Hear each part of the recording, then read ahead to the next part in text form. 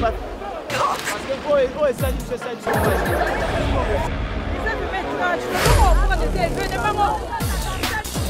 Mais on est pas les tout.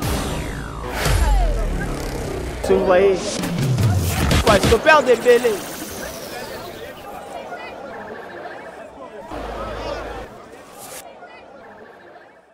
Cher président sectionnaire, cher président cellulaire, chers membres du comité fédéral ad intérim, chers combattantes et combattants, distingués invités, combattantes et combattantes dans la lutte. C'est avec un profond respect et un esprit de camaraderie que je vous adresse aujourd'hui la parole ici dans cette vaillante section de Palanque. Cette rencontre, au-delà de son caractère symbolique, marque une étape importante dans notre marche commune pour la défense des idéaux de notre parti. Mes chers combattantes et combattants, nous vivons ces derniers temps des moments de tension inédits au sein de notre fédération.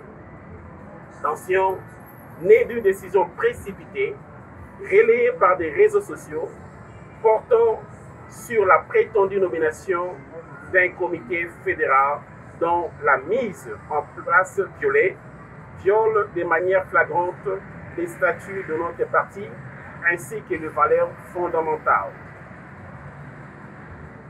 Il est ici de rappeler que le docteur Étienne Tshisekedi de Reste-Mémoire nous a instruits sur le respect des statuts. Oui, mes chers combattantes et combattants, l'UDPS n'est pas née dans les désordres.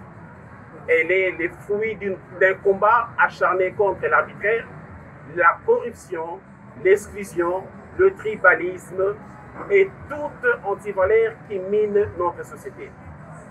Le feu Étienne Tshisekedi Wamulomba disait, je cite, « Le peuple d'abord ne peut cohabiter avec les antivaleurs.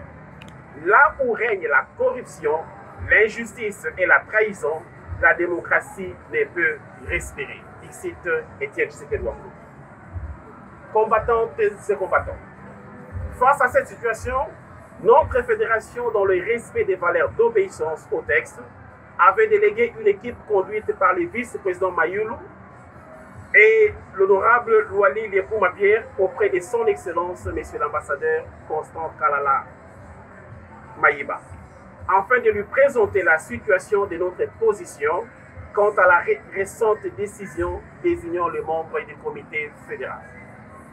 Lors de cette rencontre, l'honorable vice-président Mayulu a clairement exprimé le mécontentement de notre président fédéral, Kalombo Jean-Pierre, qui, rappelons-le, n'a été ni consulté, ni informé, ni de près, ni de loin, par la hiérarchie du parti sur cette nomination qui viole nos statuts, règlements intérieurs et des valeurs fondamentales.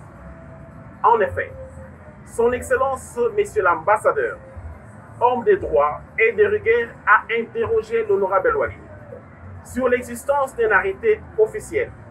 La réponse fut négative. Seule une notification était en leur possession.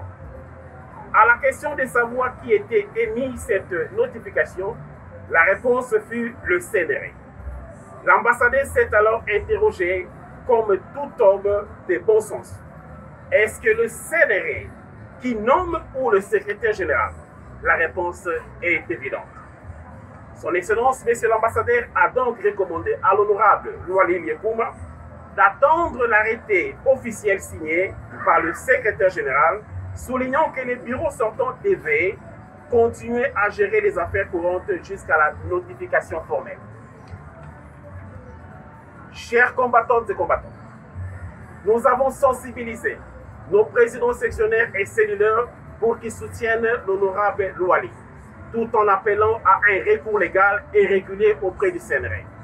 Mais hélas, au lieu d'ouvrir un dialogue constructif, le CNRE a préféré le langage de la menace, interdisant même notre camarade désigné comme président fédéral de faire un rapport sur les irrégularités graves liées à la violation de l'article 28 de notre statut concernant les critères des nominations. Pis encore, pour une autorité du département de l'extérieur censée être le gardien des textes et l'allié des combattants à l'étranger, s'est permis d'encourager la mise en place d'une structure parallèle ignorant délibérément l'existence de notre fédération. Nous avons également appris que les instructions formelles ont été données pour que les documents envoyés depuis l'Angola au siège du parti ne soient pas accusés de réception, afin d'étouffer notre voix, de cacher la vérité au secrétaire général et d'imposer le silence sur un coup de force orchestré en violation totale de notre commune. Chers combattantes et combattants, face à ce climat malsain, nous disons non. Nous refusons de cautionner la trahison de nos textes. Nous refusons de collaborer avec l'empire du mal, alimenté par la corruption et les arrangements des couloirs. Nous, Fédération d'Angola, restons debout, unis et déterminés à poursuivre notre lutte pacifiquement dans le respect de la légalité et des valeurs sacrées du parti. Par ailleurs, nous rejetons à bloc la décision numéro 003/UDPS/PP/CG/AKT/025 du 5 mai 2025 portant désignation des membres du comité fédéral de l'UDPS extérieur. Nous avons foi que le parti saura tôt ou tard rétablir la vérité et la légitimité. Chers combattantes et combattants, en terminant, je voudrais encore vous rappeler ces paroles puissantes du docteur Etienne Tshisekedi Ouamoulouba de Res-Mémoire. Quand vous voyez l'injustice, ne vous taisez pas. Quand vous voyez la corruption, dénoncez-la, car c'est dans le silence que le mal prospère. Vive l'UDPS Tshisekedi, vive la Fédération d'Angola, vive la section de Palanca, vive la vérité, la justice et la démocratie. Je vous remercie.